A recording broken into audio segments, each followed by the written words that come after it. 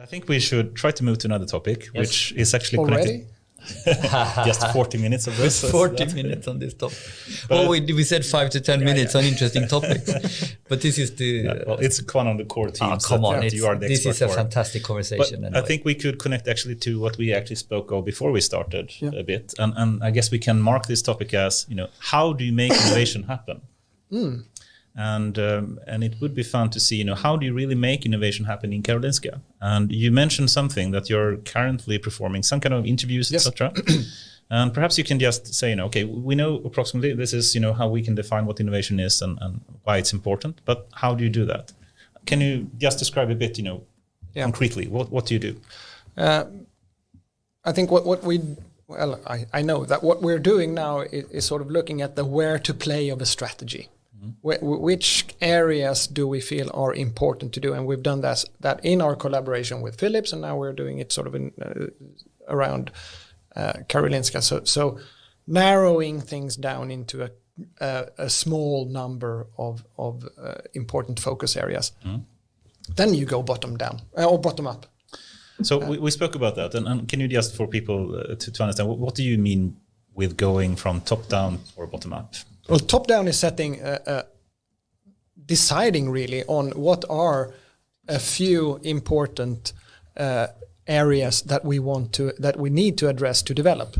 The frame, so to speak. These are the fundamental directions, yes. KPIs we really want to. Yeah. And it could be or opportunities that we want to be able to grasp, or problems that we need to address. And how typically, could you give us an example how that could be framed? From a Karolinska top brass coming as an area of innovation? One that's clearly coming out of, it's been around for quite some time, but also COVID really highlights the need Your for... Your favorite topic, COVID, by the way. Exactly. really highlights the need for us as caregiver to be able to meet patients without them coming physically to us. Okay. Mm-hmm. So let's call it location-independent care. So it's a clear definition of KPI. How can we give care without everyone physically going through the door? Yeah, exactly.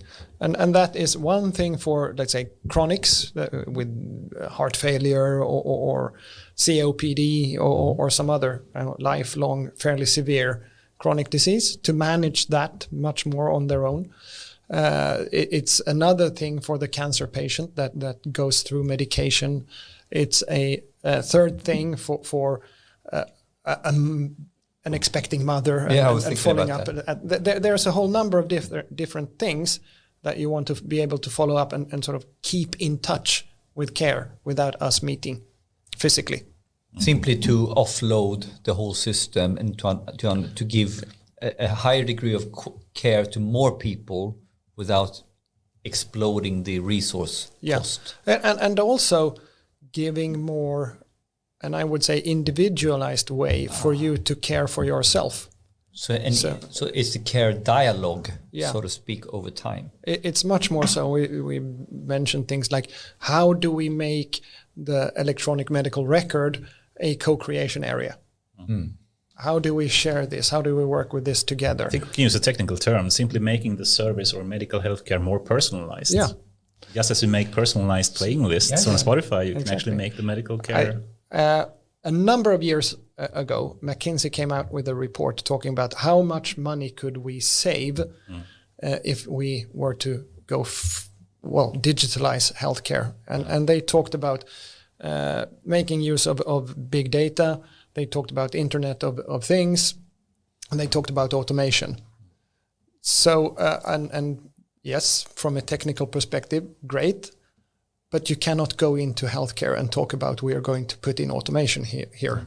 You have to twist that around. So what we did then is to look at, reinterpret that and translate it into what we want to do. And we talk about three different things: location independent, individualized, and last but not least, scalable.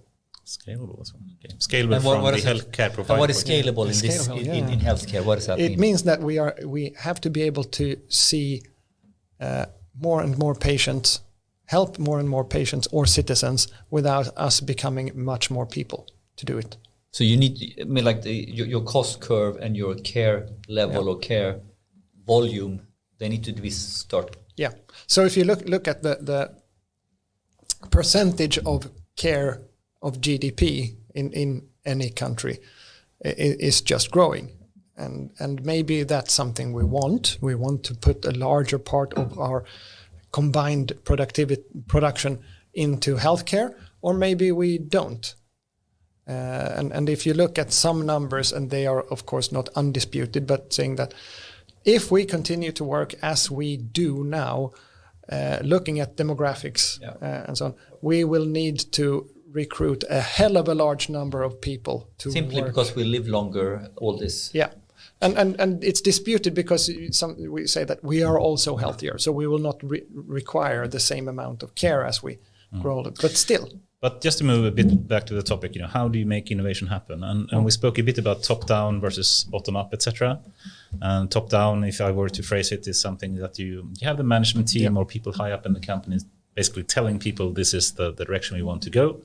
And then you can have bottom-up. And how would you phrase, what bottom-up means for you? For us, it's very much about listening and catching thoughts about what we want to do, what we can do. Then, of course, it is up to the line managers in their line. We can go in and we can talk inspirationally. We can talk about what we see in the world around us. We can talk about trends and so on. But that has to be picked up there. But what we can do is then also to maybe put out challenges or talk about these are things that we need to be able to address in our different communication channels that we have in our organization. People are fairly used to apply to grants, research grants and so on. So you can put out challenges and say that, how can we help to do this? And you just spoke about a way you're doing it right now for a bottom-up point of view. But before we move into that, would you say that doing just top-down is bad, doing just bottom-up is bad, or is a balance the best? How would you phrase that? Well, you need a balance. If you don't have a top-down portion of it, you will go all over the place, and you will just scatter your resources, and you will not have significant power to do it. If you only do top down, nothing will ever happen.